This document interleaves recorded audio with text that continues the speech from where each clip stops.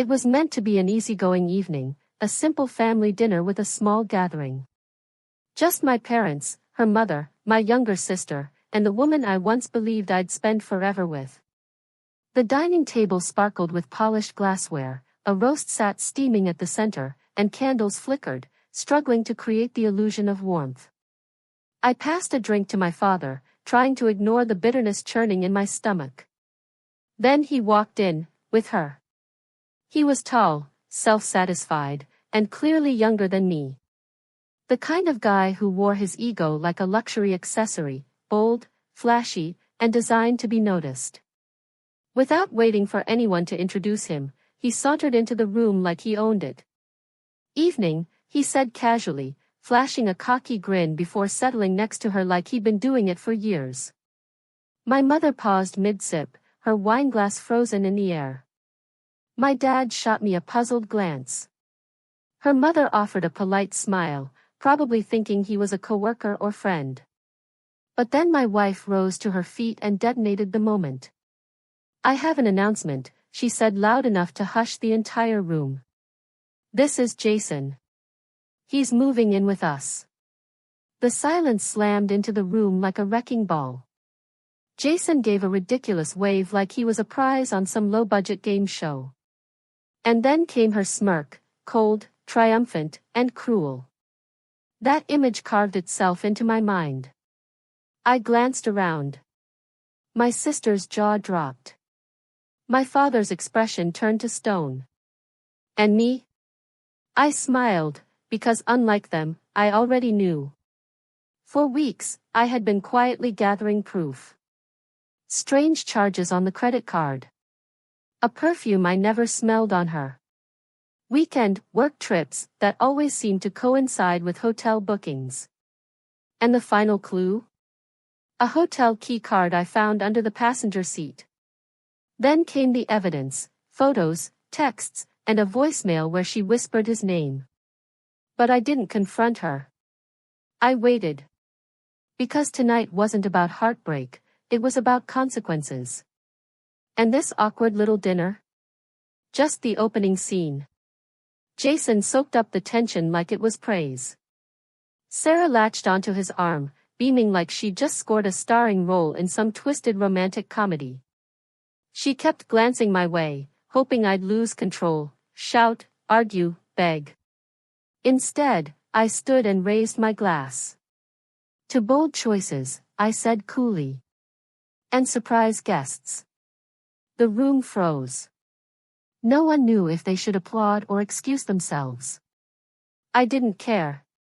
The discomfort was deliberate. Sarah forced a laugh. Jason lifted his glass like an idiot. "Cheers, man. No hard feelings, right?"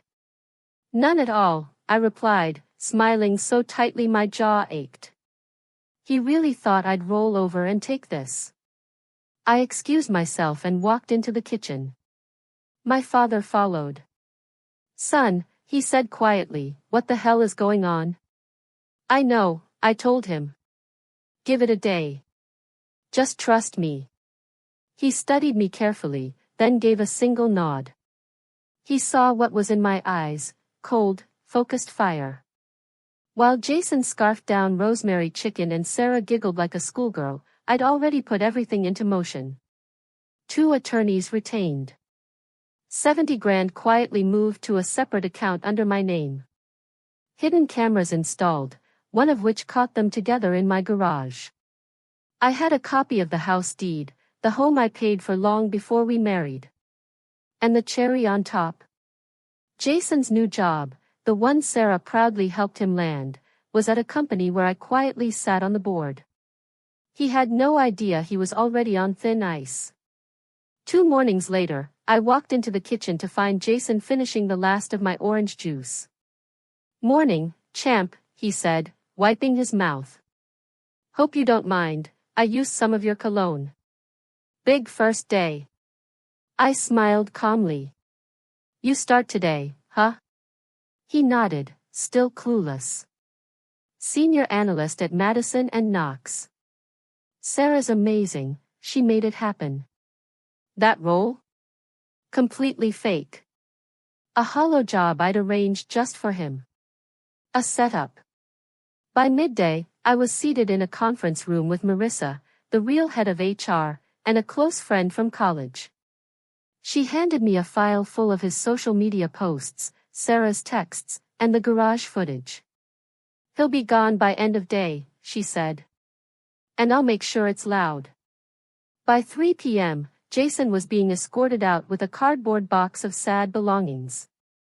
By 4, his LinkedIn profile read, "Open to work." And by 5, Sarah called me in a panic. "Did you do something to Jason's job?" she asked, her voice tight with suspicion. "I thought you said he was more successful than me," I replied smoothly. Strange, isn't it? Silence. Thick and choking. That evening, she tried a new approach, playing nice. She cooked my favorite meal. Wore the perfume I used to love. Suggested we sit down and talk. I nodded, smiled, let her pretend we could patch things up. She didn't know I'd already drained the accounts, canceled the cards, and scheduled the car pickup. Everything done legally, precisely. This wasn't an outburst. It was a scalpel. The final act came that weekend. Jason, still unemployed but clinging to delusion, decided to throw a party to lift the vibe. Sarah agreed, probably hoping to rub it in, thinking I was still licking wounds that had already scarred over with iron. She thought she was ahead. She didn't know the collapse had already started, and I was still holding the matches. She never did understand how adult relationships worked. She even aired our dirty laundry on Facebook. Fatal mistake. That night, I didn't stop the party. I let the music bounce off the walls of my house. Let them drink my wine, laugh at my expense, dance through rooms I built. Because the real show started the next morning. They woke to boxes stacked by the door, and a formal eviction notice pinned right to it. A document was taped to the front door, clear, direct, and impossible to argue with. It declared that this home was no longer under their control. Sarah let out a disbelieving gasp. Jason tried to square his shoulders, puffing up like a tough guy, but the act fell apart the moment my real estate attorney stepped forward and calmly laid out the truth. Thanks to the legal separation I had filed months earlier, the house had been transferred into my sole ownership and quietly sold. Sarah no longer had any legal stake in it. "But this is our home," she whispered, eyes wide and stunned. I stood just inside the threshold. "No. You were just staying here. Now you'll have to stay somewhere else." Then I handed her a flash drive. Inside were screenshots of her chats, voice recordings of Jason mocking me and bragging about stealing another man's wife, hidden camera footage from the garage and kitchen, and a clean list of every transaction she pulled from our shared bank account, each one marked, each one damning. At the top was a note. "By the way, this is what your parents, and mine, will be watching at tonight's dinner." Her face went pale as milk. Jason lunged to grab the flash drive, but I sidestepped easily and let him stumble. Without another word, I walked to my car and drove away, just as the locksmith pulled up right on schedule. That evening, my phone lit up with a message from Sarah's sister. "What happened?" "She's falling apart. Our parents are disgusted. I don't even want to be around her." I didn't answer. Instead, I posted a short, quiet status. Sometimes silence is the loudest response. And that silence? It echoed, fast and far. The comments section erupted. One reply just said, "Sit down, Sarah." Her carefully curated image unraveled. Friends disappeared. Her family couldn't meet her eyes. Jason, the guy who once strutted around like he was untouchable, was now a broke squatter with no couch left to sleep on. A week passed. For me, peaceful quiet. For them, chaos and regret. She moved in with her parents, who barely spoke to her. Jason disappeared after his car was towed. His so-called business partner bailed on him too. Turns out, he'd used my name to sign onto some shady crypto scheme. Now, law enforcement was watching him closely. But I wasn't celebrating, I was observing. Because I still had one last card to play. It was raining the afternoon she showed up at my office. No call, no warning. Just her, soaked, exhausted, and wearing oversized thrift store clothes. "Can we talk?" she asked. I said nothing. Just let her speak. I lost everything. I made a terrible mistake. I believed someone I shouldn't have. You were the only one who ever stood by me. I know I don't deserve anything, but, can you help me get back on my feet? Her voice cracked. Her eyes shimmered with tears. She was trembling. I kept my tone level. Cold, but fair. You didn't just cheat. You tried to wipe me out. You tried to steal my home, drain my money, and rob me of my peace. And now that it's backfired, now you come asking for help. She dropped her gaze, hands shaking. There's a big difference, I continued, between making a mistake and turning into someone cruel. You made your decision. Now live with it. I slid an envelope across the desk. Inside. Her signed waiver giving up any claim to alimony. A formal letter addressed to her employer, detailing her professional misconduct. And a printed copy of a social media post she made mocking loyal men, calling them clingy and outdated. You want mercy? I asked. Sign this. Walk away. And maybe, just maybe, I'll let you keep what little dignity you have left. She signed in silence. I walked her to the elevator. That night, I ate dinner alone in my new apartment, simple, warm, quiet. I cooked it myself and actually enjoyed every bite. I didn't smile because her life had collapsed. I smiled because I'd taken mine back. 3 months later, everything had changed. New job. New city. A fresh start.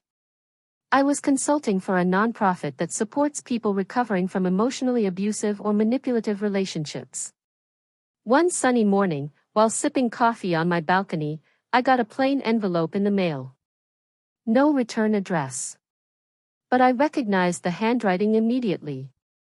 Inside was a wedding invitation. Jason and Sarah invite you to celebrate their love and new beginning. I laughed, out loud. So hard I scared a few birds off the railing. Tucked beside the invite was a handwritten note. I know this might be weird, but I wanted to reach out. I'm trying to heal, and you were such a meaningful part of my past. Maybe we could be friends again? Please come. No anger stirred in me. Just amusement. She hadn't changed. Not a bit. So, I mailed them something in return. Inside the package. A copy of the deed to a beachfront home I'd purchased with the profit from selling the old one. A photo of me and my new partner, kind, steady, genuine. Everything Sarah wasn't. And a yellow sticky note. Thanks for the wake-up call. I found peace. I hope you do too. Preferably, far, far away. That was it. No more replies. No more messages. Just silence. The best kind of revenge? Letting people destroy themselves.